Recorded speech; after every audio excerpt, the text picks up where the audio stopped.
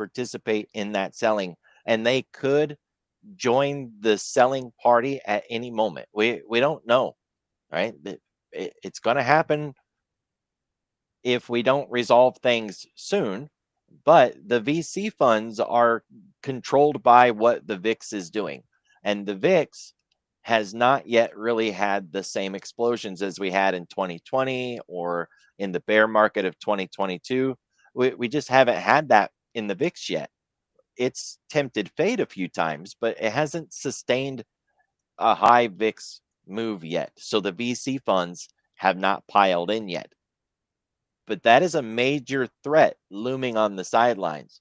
If you look at a lot of the macro things or the tools that are out there, these old school market breadth tools, there's a number of them. Here's RSP versus SPY. Look at the blue line, not the pink one. The pink is just the SPX itself.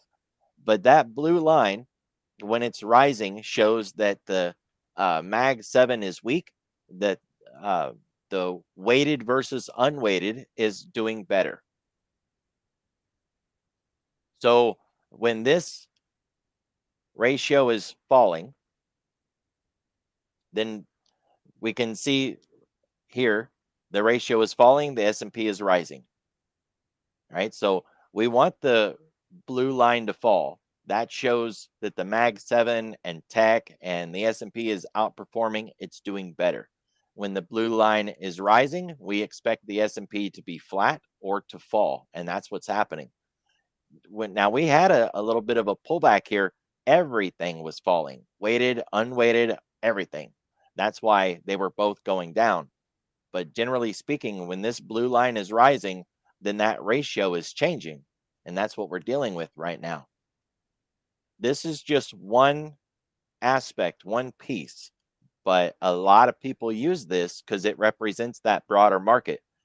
If we're looking for shorts in something like the MAG 7, I want to see that blue line rising, and that's exactly what we've got. So I like that, and it doesn't look like we're going to stop rising anytime soon, but we do have a speed bump to get through. We set that prior high on the blue line, and now we've got to run back up, get through the midpoint of that, and then get through the top of that and continue to the upside. The midpoint of this looks like it's going to be troublesome, but we don't know yet. We got to get there and find out. But I'm watching that ratio as a part of my opportunity to short MAG 7, Google, Apple, Amazon, Meta, all those guys. Now, you want to pick the best one, right? Or at least pick the one that matches your needs. I've been using Amazon. I've wanted to short Amazon for a little while now, so that's the one I picked. You can use Apple if you want to go that route, or Google. Really, just pick the one that you like the best, right? Because like I said yesterday, it's game on. You can choose whatever you want. If you are in a smaller account, try to pick the cheaper product, right? Just you're going to get cheaper options. You'll have a smaller position size. It will help you. That stops you from the need to pick, say, very narrow contracts or far out of the money contracts just to keep the trade cheap. I did want to highlight this. This is tasty. It doesn't have paper. This P&L is my trade activity over the last 1 year. And what I wanted to highlight is this area up here. It's pretty much the new year, right? Like mid-January all the way to where we are now. Notice it's not really moving. That's because I'm not really in much right now, right? I am risk averse, and I don't have some great fancy way of saying this, but everything that we do in the market takes risk, right? I mean, that's pretty obvious, but we can gauge how much risk do we want to take. I don't just do that for one individual trade. I do that for the trading environment or the trading conditions that we're in. We are in a high risk environment right now. Everything that you want to trade is at high risk. It doesn't matter what it is. This is a very dangerous time to trade. So I pull back a lot of my trading activity. I just don't do as much. And when I do trade, it's much smaller and I'm way more nimble. I'm more likely to get out with some profit rather than push my luck and try to get more. It's a dangerous trading environment. We are in a high risk zone. And it's not going to go away anytime soon. And that sucks for new traders who are learning to trade and want to get in there and participate. Like, I get it. You want to grow your accounts, you want to make money, you want to use what you've been learning because, well, that's why we learned it. But I'm telling you, this is a dangerous environment to trade in. And if you allow FOMO to push you into trades just because you feel that you didn't learn to trade just to sit out, you're going to lose more than you should lose because you're trying to trade in this unnatural trading environment. There's just no good way to say that, right? This is a high risk environment. Shouldn't be trading in it.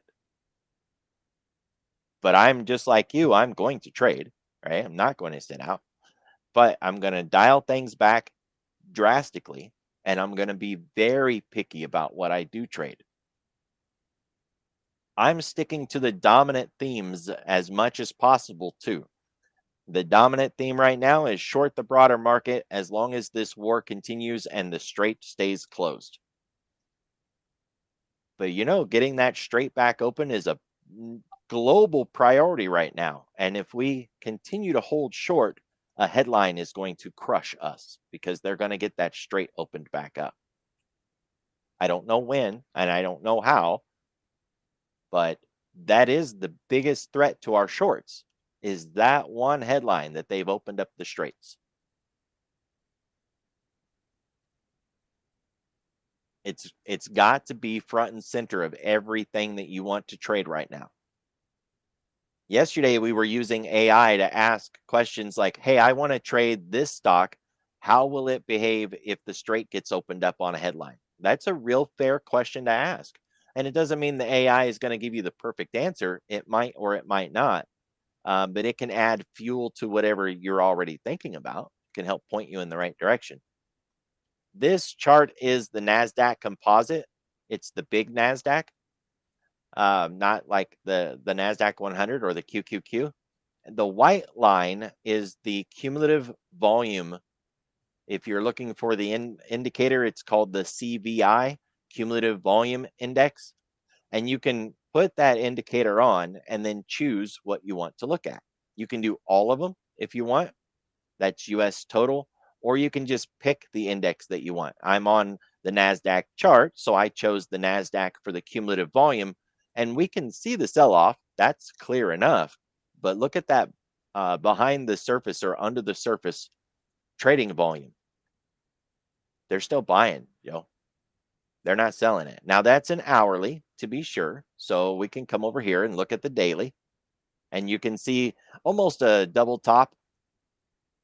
And then since then, which was like the last bit of January, since then we've been falling. And the cumulative volume continues to rise. So we've got a significant divergence. They're still buying. Now, they is everybody, right? The only people that aren't buying seems to be the CTAs. Everybody else just continues to buy. But I like to look at this. This is another example of risk to our shorts. If you're looking at Apple, Amazon, Google, whatever, and you're wanting to get short, this is a risk. So we got to take that into account. It's a part of the, hey, things ain't acting right logic, because that ain't right. But it's what we've got. We got credit spreads rising. That's a risk. They're not at, crazy levels, but they're moving in that direction. That is good for our shorts. By the way, this is not good for our shorts. This is good for our shorts. So, we got all these tools out there. We can try to use them to see those bigger pictures as clearly as we can. There's another really good spread that we can use, IWF, IWD. It's growth versus value, and it's excellent for trading the Mag 7. Oddly enough, IWF and IWD are the Russell growth versus value. And I wish I had a reason why we're looking at Russell growth versus value for the Mag 7 trades. I don't know why, but it works. Right? It's another one of those things that I just can't explain. It doesn't make any rational sense. but it is one of the best ratio tools that you can use, and I love it. I closed a lot of my charts down when I re-upped my trading view, and I haven't brought them back out, which is why I'm hunting for them now. Here's two versions of it. One is IWF, IWD, that'll be on the left side, and then on the right is a different version, SLYG versus SLYV. It's a different growth versus value. The reason I want two is this one with IWF, IWD, it's really only good if you're doing the Mag 7. It's not good if you actually want a perspective on growth versus value right now. So for the Mag 7, this going down is good for us, right? We do have a level that needs to break, so I'm a little concerned about that. Let's just borrow that red line and bring it down here. We need to break 2.0. That was a really big level to us when we were working our way up. And now that we're rolling over, it's a really big level for us on our way back down. One of the threats we have to our short trade in the Mag 7s, whichever one you choose, is this. If we come back down and bounce on that 2.0, we're going to start a run towards the 2.2 that I have in purple up here. That's a really big deal. We've got the year-to-date anchored VWAP overhead. We've got to get through that. So I'm really nervous about a bounce. The thing is, we're not there yet. So even if we was going to bounce, it's a couple of days away, at least a couple of days away. So my short, I'm good. I'm going to stay short. I'm happy with it. If you're looking for a short, maybe today isn't the day you want to get in, right? Because we're red today. I like to get short on green days, not red days. But we have room in our short. That's what that's telling us. And if we look at the indicator on the bottom, we're not down below yet. So it has room to fall. The ratio has room to fall. And we're not oversold in relation to that year-to-date anchored VWAP. And so we've got room to fall. That is a picture of Mag 7 tradability. This is just more of a growth versus value concept. And you want to short the broader market tech space in a growth versus value rotation. We're clearly getting a rotation, but we're on VWAP. What if we bounce here and next week we rise up off of this VWAP to the upside? We're going to see the broader market respond to that. So that's a bit of a concern. I don't know if we're going to bounce. It looks like we're cutting underneath it, but we cut underneath it there too, and then we bounced.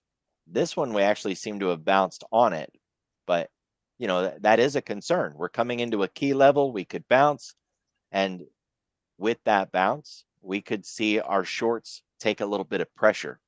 But that's all it would be, right? It's very likely just our shorts getting a little bit of pressure. I'm going to add SPY here. Let's try a different price scale. There we go. And maybe a different color so it stands out. All right, SPY is in orange. So we came down, we bounced on that level, and we went up. And you can see that SPY went up, not much, but it was an up day, maybe an up 2 days, something like that. Then we fell with the ratio, and we fell in SPY, and then we moved up in SPY, and we moved up in this. So that's our concern, right? Is that we might bounce on VWAP, see this growth value ratio move to the upside, and then of course we're going to see SPY move to the upside, but not in a meaningful way, right? That would be a short the rip, not buy the dip, unless you want to counter trend trade for like a day or two. So there's some good tools out there. There's no rush on learning them either, right? There's no rush because there'll always be tomorrow. There'll always be another trade somewhere else.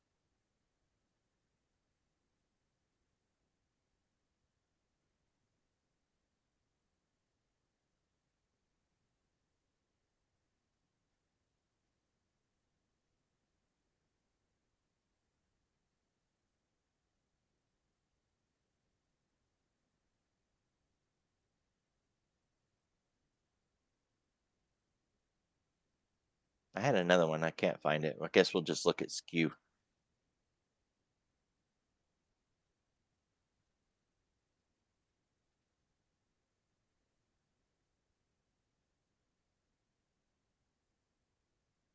Skew's getting a little low.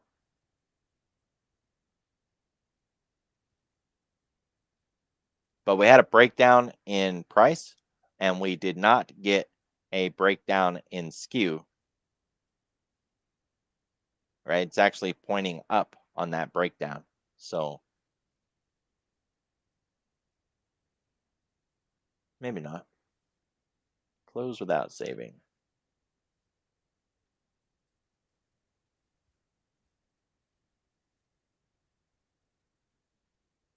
Look at that. All the way down to the ADR. That's the full ADR that we hit right there. Looks like we're coming into 6,500. On the morning briefing, let me bring up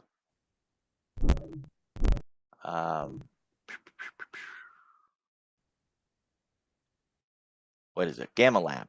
On the morning briefing, I show the Gamma Lab charts.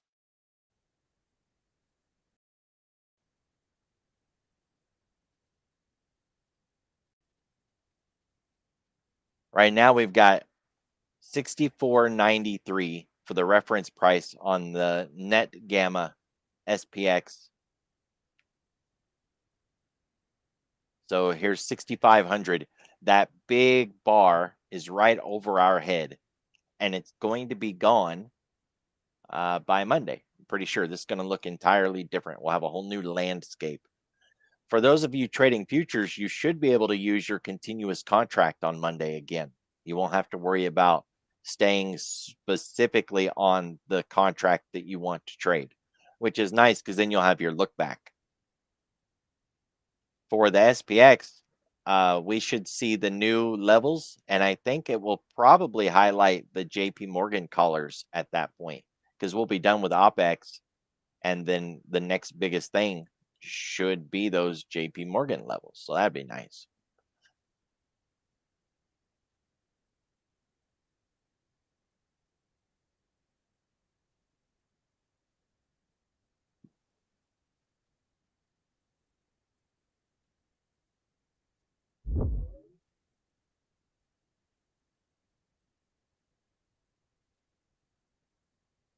There was some talk earlier about QT or QE, quantitative easing and quantitative tightening. Who was that guy that was talking? I think I posted it in the chat.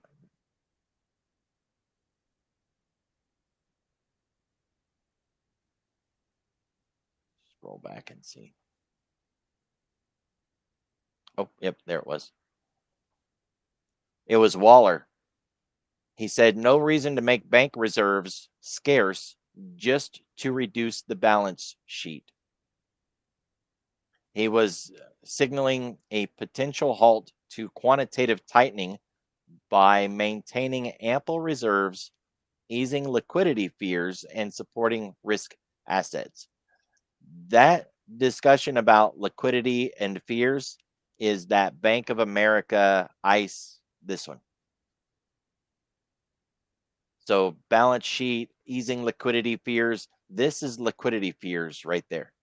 We want that pointing back to downside. That's the whole idea, right?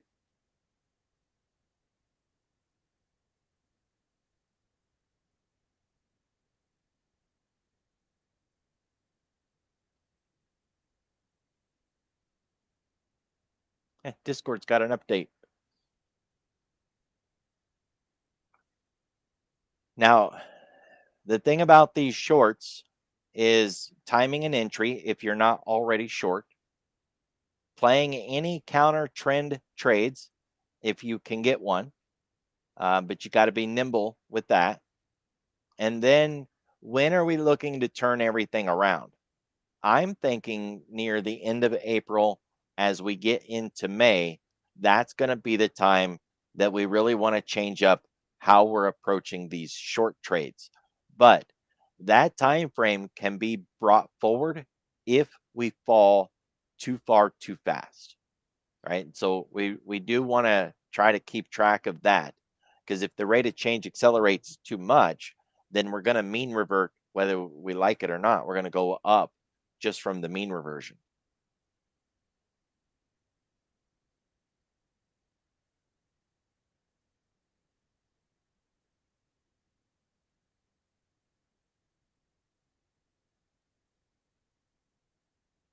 Uh, 641.43 is the midpoint.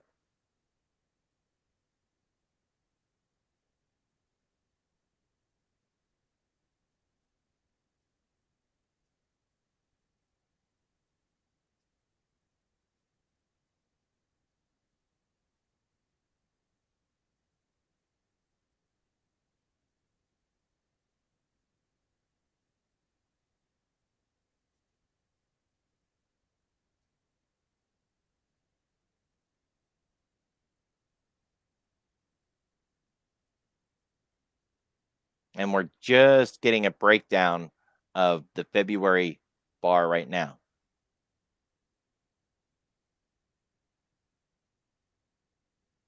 Oh, no, no, no. I was on a 3-month. Oh, that's wrong numbers completely. That's just a mid. It's not mid-January. That was a quarterly level we were measuring.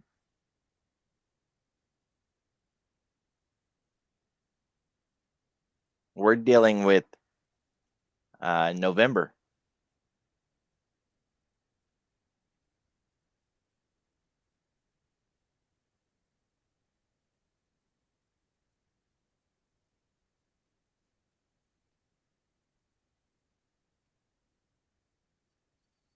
The ES continuous is at the weekly expected move, but we can't use the ES continuous because we're still on the changing contract. If we use just the single contract, we're not yet at the weekly expected move edge.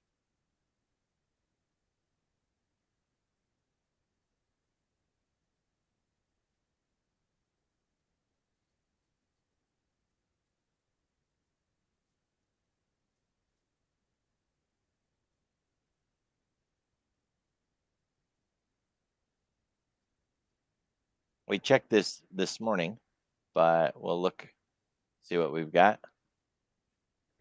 I'm gonna leave you to it here. I got to run and get a few things done this afternoon. Thank you coming in, Signet, and everything. I hope everybody has a good weekend. And who knows what the weekend will hold with all the crazy news going on. But we'll take time Monday morning and assess it and trade accordingly. You guys have a good weekend. Hey, have a good one, buddy. It is nice here. We're getting the bike back out. We got it out yesterday. Had a good ride yesterday afternoon. Plan on getting it back out again today. That's going to be the highlight of my weekend, I'm pretty sure, is getting that bike out. Okay, we've looked at Google, Apple. What kind of scooter you have? Oops, sorry. I got a Vulcan 1900. We traded in a Vulcan 900 last year around this time and upgraded to a newer, bigger bike. And it's always me and the wife. I never go out on my own, so we had to get something with a bigger seat. That way, she was perched on the back of that little bike, and it just wasn't comfortable for her. Oh, it's a 1700, not a 1900. Still a big one. Yeah, pretty big, but it's I picked up a Harley last year around the same size, and that Harley was so much heavier. We had it for like a week, and I took it back. Not even a whole week. They said, if you don't like it, bring it back, and I did. I took it back and said, I don't want it. I want to go back to the Kawasaki Vulcan. It's lighter and it's not as loud. It's just a much more comfortable ride. I got to admit, the Harley was a beautiful bike. Just they're really heavy and they're really loud. Yeah, they're rough around the edges, that's for sure. Beautiful though. I mean, and all the accessories that you can get, man. If you want all the extras, Harley's got everything you could imagine.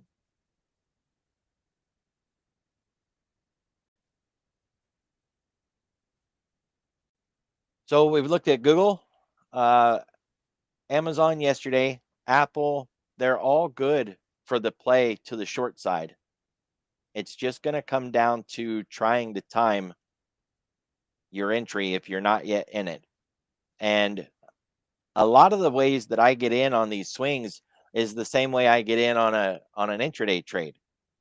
I look for a candle pattern like the midpoint or getting above a close or below a close, above and below yesterday's high, something like that. Let's see, what was the February meeting?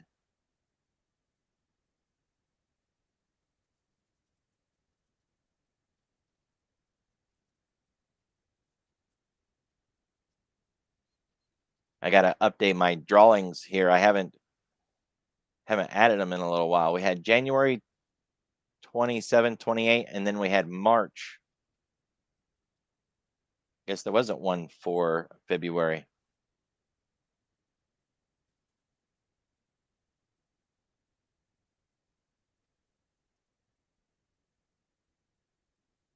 And it was on the 18th.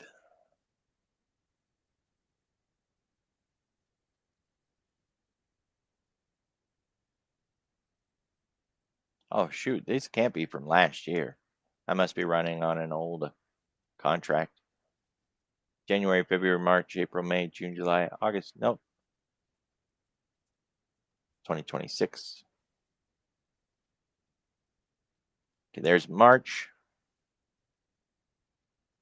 You guys use Thinkorswim like this? Make your own little custom tools, and this tool is really just drawings. It's not adding anything or calculating anything. It's just putting a line on, for me, showing where FOMC is. I did it for CPI, PPI, non-farm payrolls, but it got kind of tedious and I quit updating it for every one of those. I might as well add March while I'm here.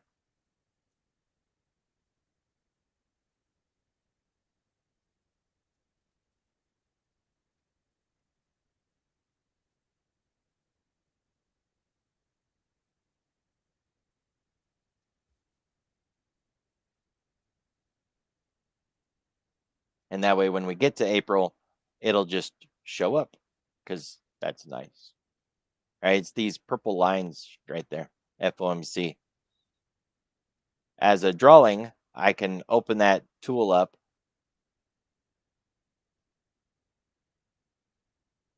And then I can tell it, show me CPI or QRA, GDP, Jackson Hole, 30-year bond announcements.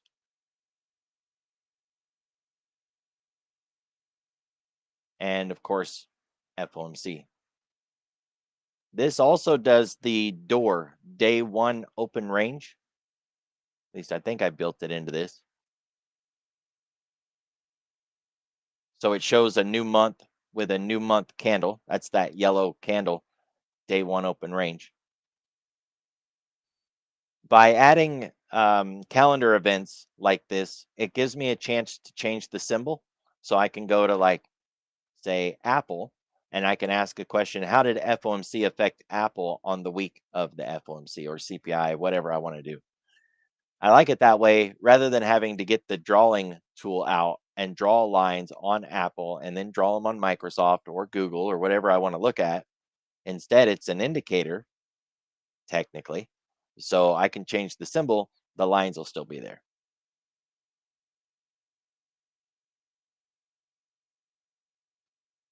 It just gets a bit tedious because you got to keep going in there and updating it all the time. So next week's range,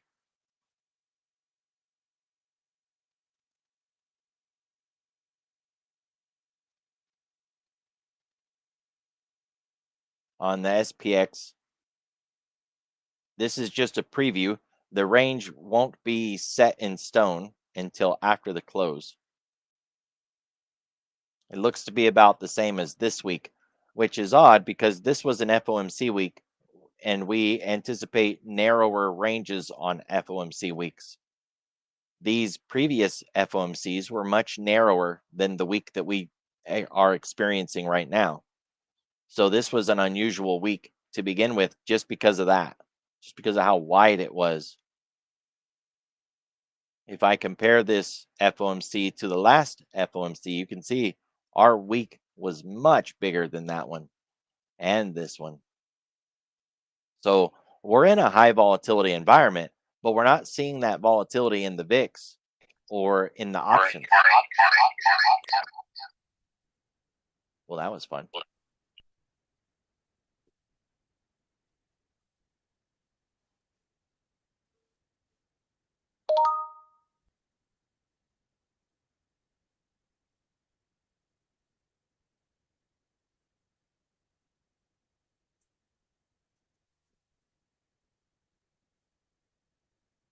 All right, VIX above 28. It's a big key level. We should see a breakdown from here, a new leg lower.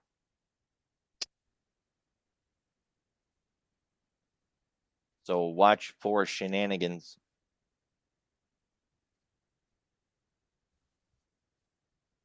Either the VIX rejects 28 and starts to come back down, or we're going to break down in the S&P.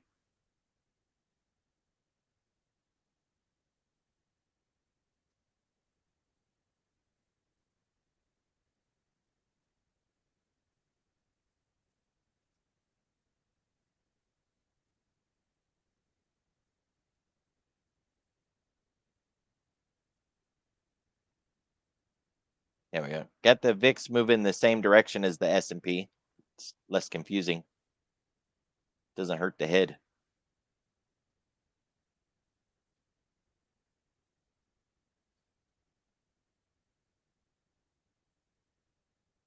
So we started talking about probability a little bit ago and risk. There's always risk. You can't get around that. But there are more risky conditions, risky environments like earnings. Earnings are greater risk. So if you avoid trading a company that's going into earnings, then you're avoiding taking on additional risk. For every single trade you go to put on, you could always ask the question, could I trade something else and have less risk? Dollar value is a way to gauge risk. You know, if how much risk am I taking? This many dollars. But it doesn't cover, quote, risky. And risky is more of a behavior. Drinking and driving is risky, right? Risking $1 versus $10, $1 is less risk.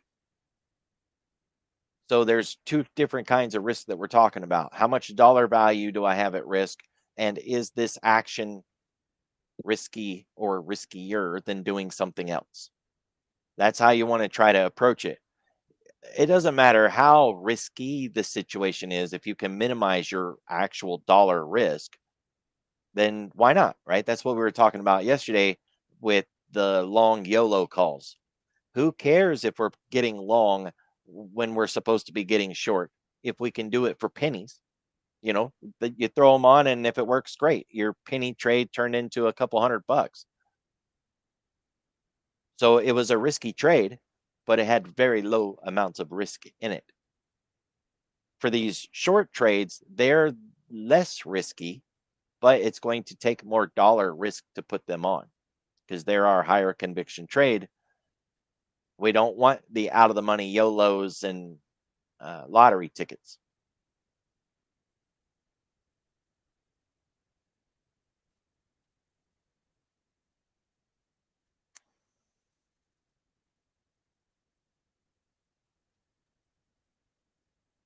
What is that? 645, 650, and 655 have the three big levels here. This is April contracts.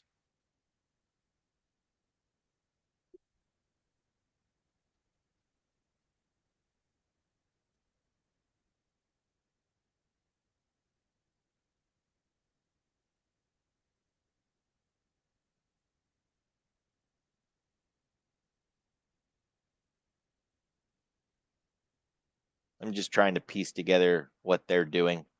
Don't need that. Don't need that.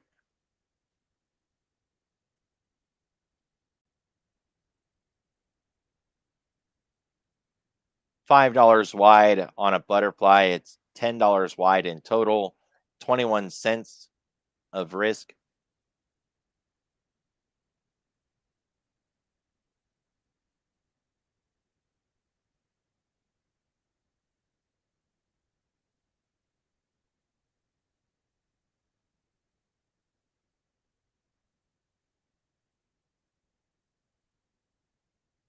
See what we got here. April.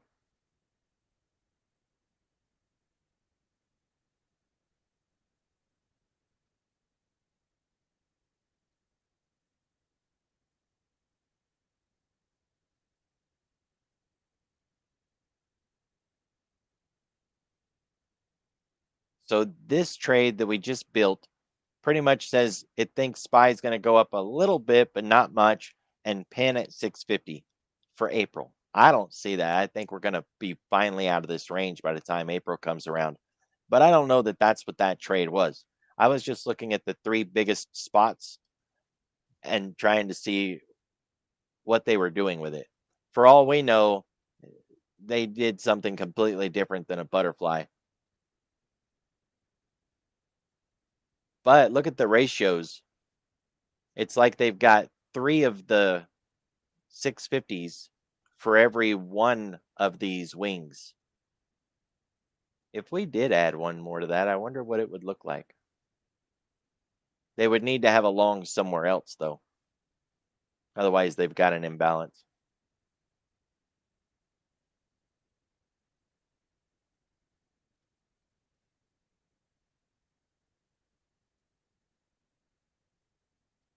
You can trade based on probability.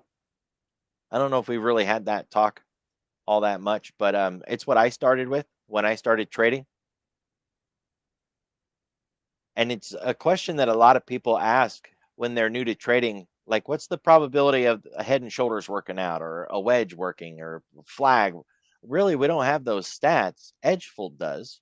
They're a newer company that has all kinds of statistics. But when you're trying to figure out a trade and you want probabilities, options are a great way to go because you can build the trade based on the probability that you want. 70% win rate, 80%, 50%, you get to choose. Now, of course, newer traders instinctively say, well, I want a high probability. I want a 99% chance. And you can have that if that's what you want. But I would argue you probably don't want that. There's a direct connection to the amount of money at risk and the amount of profit that you can get when it's connected to probabilities. So probability based trades will reward you for taking risk. If your chance of winning is 99%, then you're not taking much chance of risk. That means when you do lose, and you will lose, it's going to be significantly painful. It can blow up accounts. That's how bad it is. In fact, Tasty Trades has done interviews over the years with all these different funds and firms and institutions who've tried to perfect the out of the money options trading, premium selling, using the extremes. And no one has ever successfully done it to scale. Ever. The trick is, even though you're going to win all the time, there is that 1%, right? If you was to put on a 99% win rate trade, that 1% will blow you up. The options don't see are secret either, right? You can get edge on a trade that the options might not realize. So for an example, if it's a double bottom or a double top, the market will see that. If you're trying to short the highs, when we've hit that same high 2 or 3 times, the market is going to price that into the options. So it'll know that it's a resistance level. Or if we've hit the same support 4 times, they'll price that in. They'll know it's a support level. Those are not edge. They can see that. But our halves, our 111, 1, 2, 3, 6, the markets aren't pricing those into the options because the options don't see those. Markets don't see it, right? I made the 111. And so unless the traders have been in the bullish bears, they're not exposed to it. They don't even know it. But we know that that's a key level for reversals. If there's going to be a reversal, we know it can happen on that 111 or on the 1236. So we've got the S&P breaking this previous low and going lower. Have you guys remembered my conversation about double bottoms being a bear trap, double tops being a bull trap? If this is our previous low and we're thinking about a trap, to trap an animal, it actually has to get into the trap. If it doesn't get in there, you can't trap it. So if we're at this point and we haven't yet reached the previous low, then we're not yet even at the trap. When we keep falling and we get to that low and it's an equal low, now we're there. If we have a cup, it'll be an equal low or a higher low. And cups are continuation patterns. So if we get that equal low or a higher low, we get the pullback, and then we very often continue to the downside because they are continuations. But a double bottom is a trap. Even though the textbooks won't necessarily agree with what I'm about to say next, the textbooks will tell you that they're a trap. I'll just add that you can't trap an animal if it doesn't actually get into the trap. So if that's our low and we've come back over and we broke that low and we went lower than that low, now the bears are in the trap. We sprung it. They are selling. We're looking to get to the downside, and then we're going to spring it against them and we're going to rip their face off. And they're buying to close their shorts will add to the buying that fueled the run in the first place, and we get these violent reversals to the upside. That's what we're looking for. The question is, when does the trap get sprung? I'd argue 111 and 1236. Now, we don't know, is price going to reverse? I don't know. You don't know. Nobody knows, right? That's predicting and guessing and magic 8-ball stuff. But if there's going to be a reverse, and if this is a double bottom, then the reversal is very likely going to happen on that orange line or on that green line, 111 or 1236. So what do I want for Monday or Tuesday for next week? A long trade, counter trend, just like last Friday.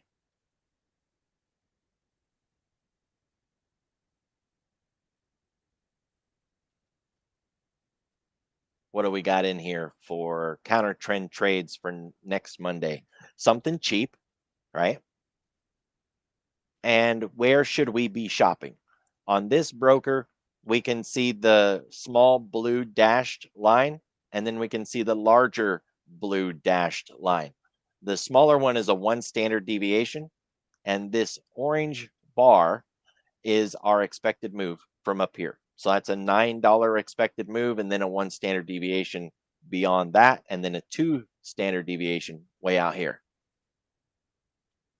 A 2 standard deviation seems like a bit much, but it is the cheapest. If you wanted to go that route, you don't even need a spread or a vertical. You don't need anything complicated. Just buy a call. They're $5. Why not, right? I don't see anything wrong with that. Just buy some calls. So You could very easily do that. That would only cover Monday, though. What if it takes a couple days, right? What if we don't exactly bounce on Monday, but instead we have what they call the turnaround Tuesday? Then maybe we should step out one more day, right? Go to the 24th. There's one standard deviation at 90 cents, two standard deviation way out here. Still got liquidity and volume. So we're willing to spend, five pennies. There's 5 pennies right there if we can work the order. Take the other side though.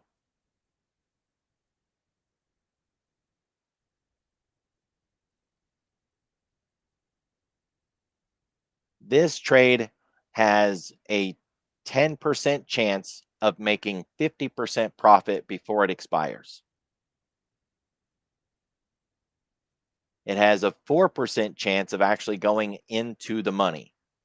We don't need it to go in the money, right? We just need it to move in that direction.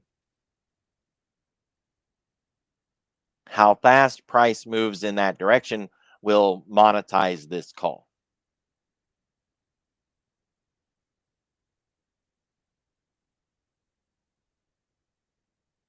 Grab a couple of those. We'll just let that bake. So that's the YOLO for Monday and Tuesday. It is low risk dollar wise, but it's very risky because we have no reason to think we're going to go up, right? The edge for us is we have a higher probability that we're going to go up because we're already there. We're at the 111 now. We could reverse here, or we could get all the way down into the 1, 2, 3, 6 and then reverse. And it would look a lot like this here, where we gapped down, got lower, ran back up, right? Look at how price closed here. We opened here, fell all day, closed there, big gap all the way down to here. Then we fell lower, rallied back up through our own open and closed up here. And on and on and on we went, right? That reversal bar is what I'm looking for on Monday. Maybe Tuesday, but I want it Monday, right? Because I want that big gap down over the weekend. We get a big gap down, land on that 1, 2, 3, 6. Maybe we wick down a little bit lower, just like that red bar. And then we reverse midday, run back up through our own open, close higher than that, and we get that continuation, right? That's what I'm hoping to see. But there's no reason to think we're going to get that. So we don't want to put a lot of money in that trade. Make it very cheap. I'm risking 5 pennies, right? That's it. If it doesn't work, so what? And it's not even filled yet. So I've got 20 minutes to get this trade filled. And I'm not going to increase the amount of money that I put in this trade. I want it for 5. So if I can't get it for 5, then I'm going to have to find another contract or let it go, right? I guess we could look at Wednesday, but we're going farther out in time, so Wednesday should be even more expensive, not less expensive. Yeah, 680 strike. That's also $5. Lots of volume on that. Lots of volume, actually. Okay, let's do that then, since mine ain't filling. This is Wednesday, 680, $5 on the ask, so I'm pretty sure this is going to fill, but we'll try for 4. Oh, that's just 1. I want more than 1.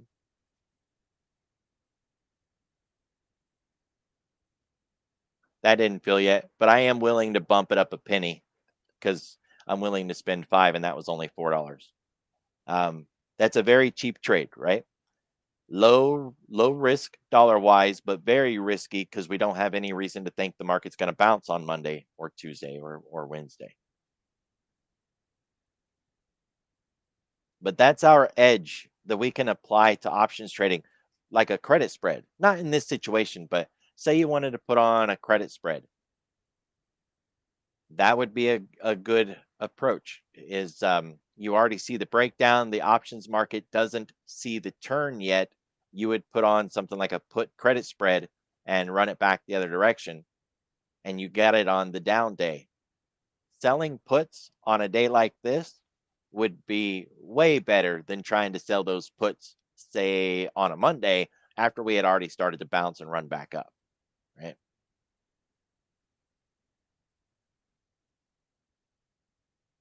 The idea of risk, though, is something you really want to work on.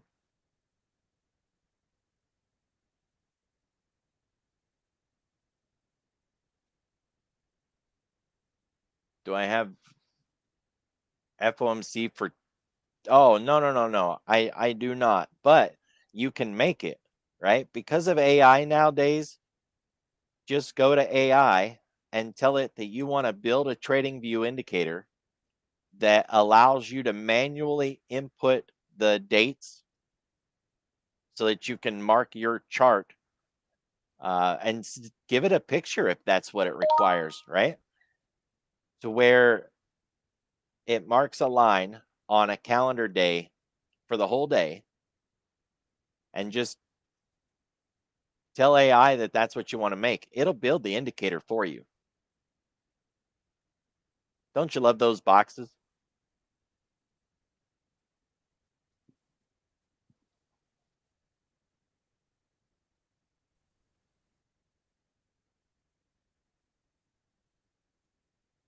But I didn't build it for TradingView.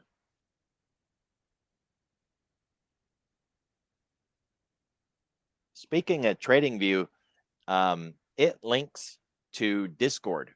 So you can actually have TradingView send Discord notices for you when a stock breaks a particular level, when a company has earnings, for all kinds of things. I didn't do much with it when I first learned about it because I didn't have AI back then.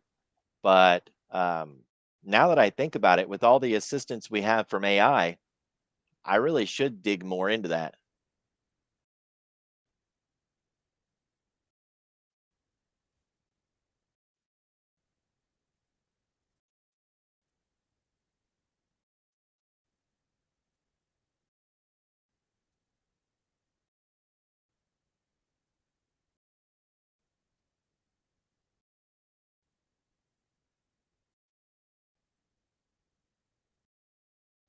I got a Discord that is linked that way, but it only does like spy above a particular level.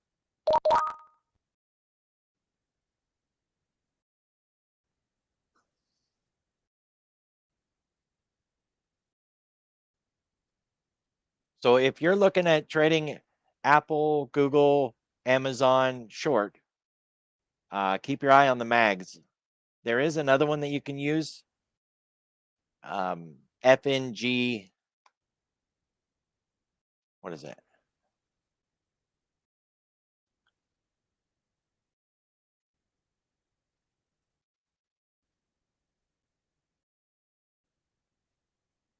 Oh, it's an industry one made by ICE. The FNG that I was thinking of is actually the wrong one. FNG up and FNG down. That's the volume ones that we're using that I run in the morning briefing. But use this one. Keep track of this for your broader short trades.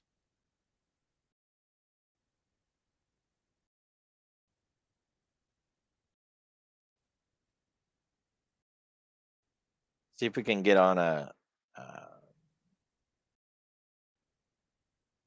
get that filled. This counter trend trade.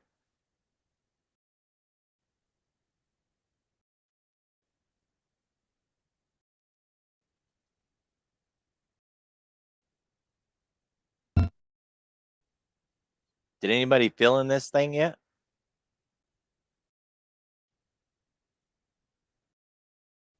I'm probably gonna have to eat the penny. It's only a penny. There it went. I was trying not to do that.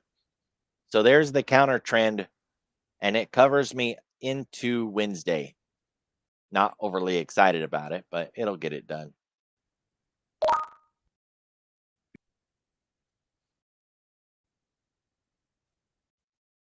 All right, Amazon broke that level that I needed it to break.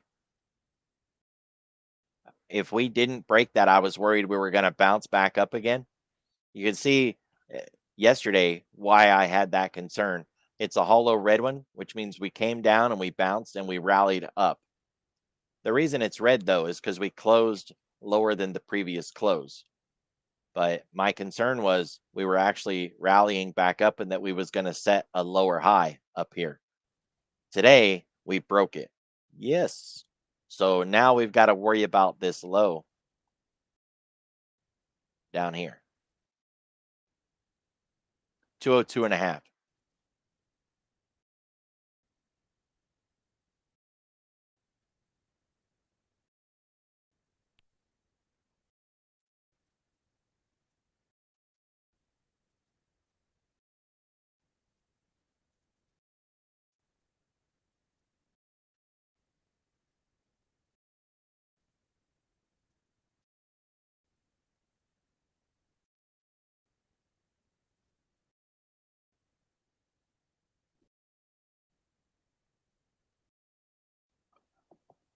What other areas y'all want to look at?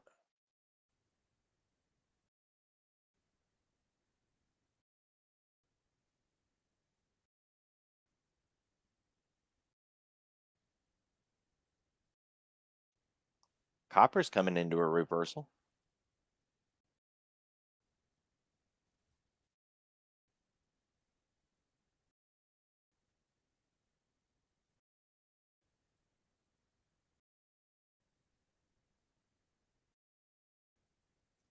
This is HG, but you could use something like COPX. Oops.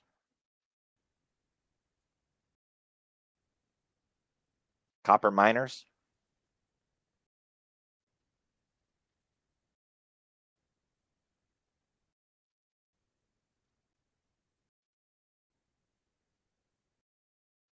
We've got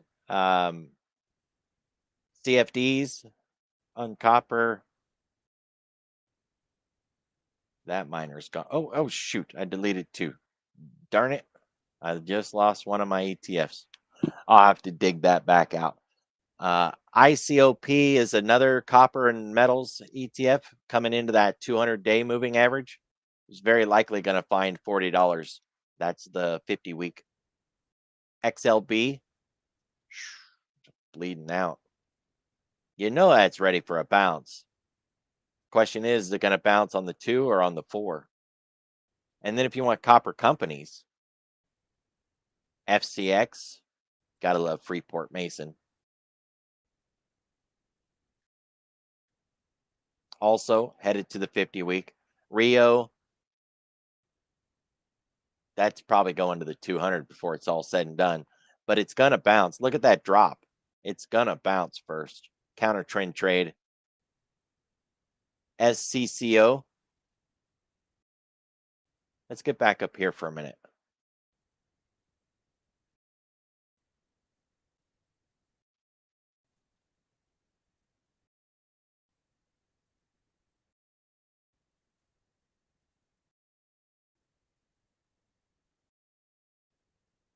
Yeah, I think we're going to bounce.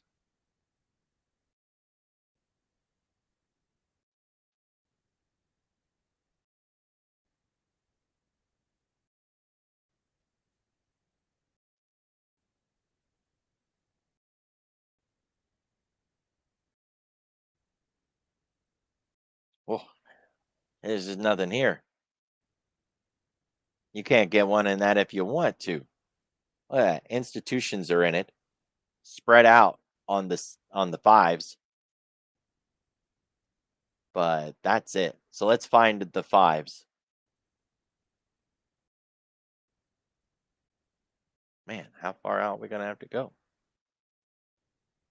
Really? I'm not going all the way out to September.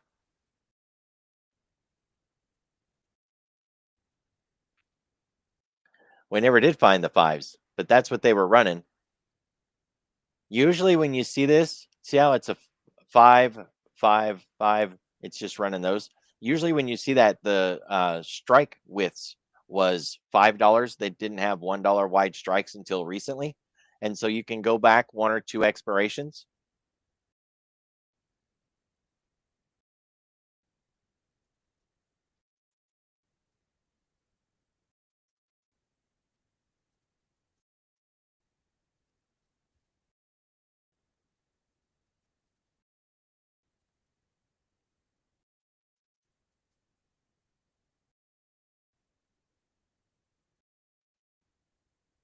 But I don't like that. There's just no liquidity.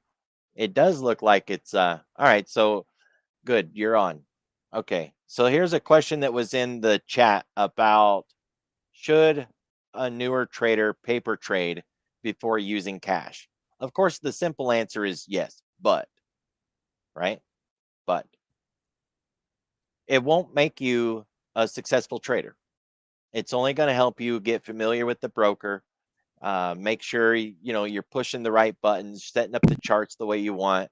That when you get long or you get short, you're actually going the direction you thought you was going. But will it help you become successful? No. Paper trading isn't going to teach you how to anticipate price is going to go higher from here or price is going to go lower from here. It doesn't teach you technical analysis. It doesn't teach you anything about trading. It is only useful for being able to get familiar with the broker. So should you paper trade before going live with actual real cash money? Yeah, absolutely. So that you can get used to your broker. The reason I asked if he was live with us or not so that I could answer this is because there's a lot of people who think I'm going to go learn how to trade, and they go open up a paper account and they sit there in paper trading, trying to get quote successful as a trader. That doesn't work. You won't ever reach that goal of being a consistently profitable, successful trader if the only thing you're doing is trying to paper trade. So that's, I didn't want to have to type all of that out because that's just a really long conversation to have. It's easier to talk it out using the mic rather than typing it out. So yes, you should paper trade before going live, but you should have the realistic understanding that it won't make you a successful trader because you're not learning about price action or the markets or direction. You're just putting on trades.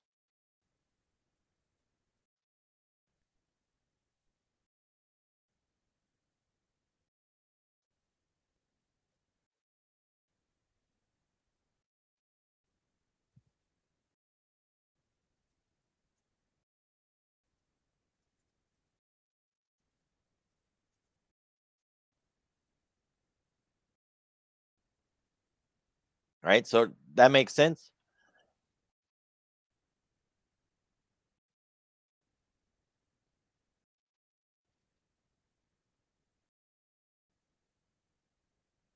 If we do get a bounce, by the way, Monday or Tuesday, it's very likely we're going to see crude get whacked Monday or Tuesday. This would also be counter trend, right? If our cheapo longs work on Monday, Tuesday, or Wednesday of next week, then that means crude very likely is going to go down Monday or Tuesday, Wednesday of next week. So you could try to shop around for some really cheap lottery trade to the downside in crude. Man, none of these are cheap, right? Like we don't want to put any money in this short trade. So if you can't put it on cheap, just don't even do it because this is another one of those low probability trades that is very likely not going to work, just like a lottery ticket.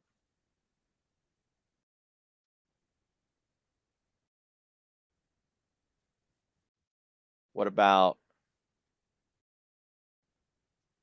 like solar or something? Nah, it's already bleeding anyways. Um, Coal might be cheaper. Oh, it's not liquid. Never mind.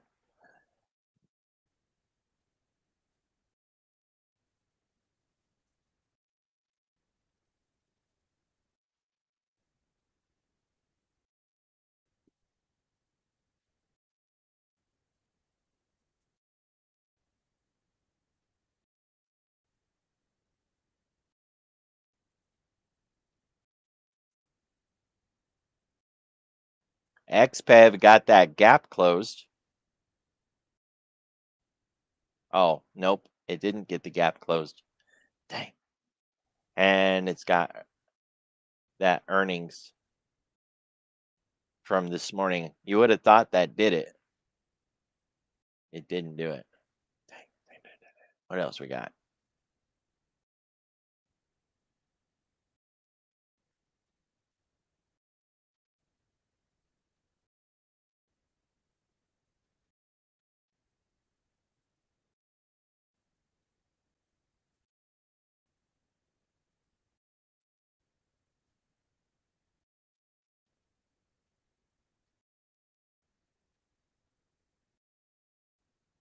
BJ's has got that wedge forming.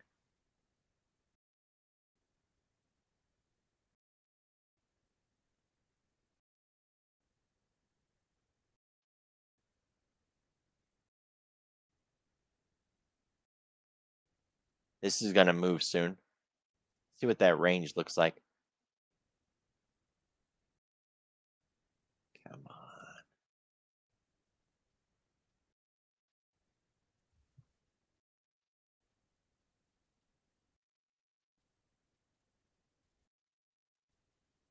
We're still under the mid.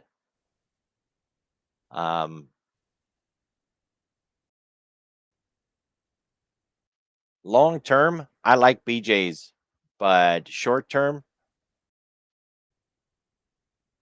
it's not going to get it. No weeklies. Never mind. Walmart does, though. And it's got enough, too. It's clean. It'll work.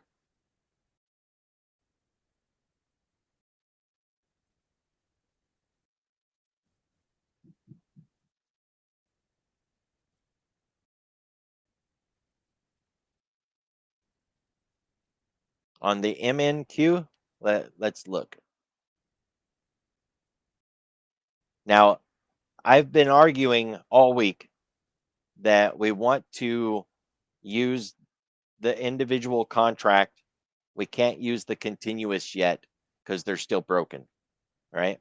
So this is the NASDAQ micro with the individual contract, not the continuous contract.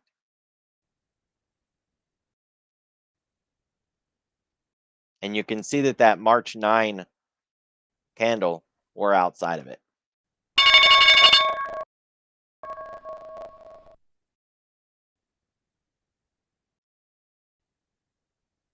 If we use the other contract, just the continuous contract,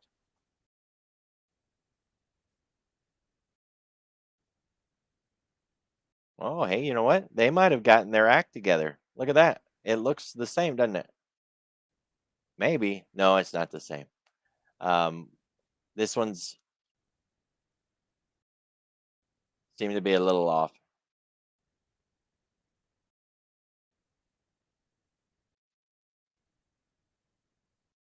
It's close. By Monday, they'll have all this fixed, guys. We won't even have to worry about it after Monday. But for now, we still have to get through this.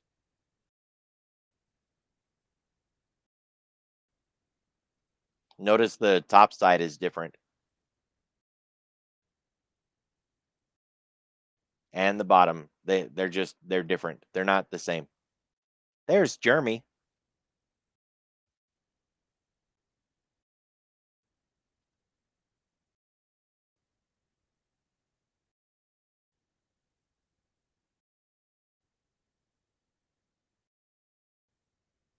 So the question is, do we think we're going to come out of this? Well, I'm hoping for that bounce Monday or Tuesday for the counter trend trade that I put on, all those really cheap calls that we just bought. And then short it and run it lower. So we are looking for 1 or 2 days of an upside move, something like these 2 days before we went lower, or these 2 days before we went lower, these 2 days before we went lower. You kind of get the idea, right? That's what I'm hoping for Monday and Tuesday. So we're down here 1 or 2 days to the upside, and then we go lower, and hopefully it'll be a lower low, excuse me, a lower high, because that's what we've been working on, right? It's those lower highs, but lower. So yeah, next week lower. Hopefully we get outside that March 9 low, and we keep that drag and can just keep going lower, right? That's the plan. But we still need to move to the upside because we expect price to continue to behave. That's best I can say it. We hope it behaves and doesn't start to act irrational.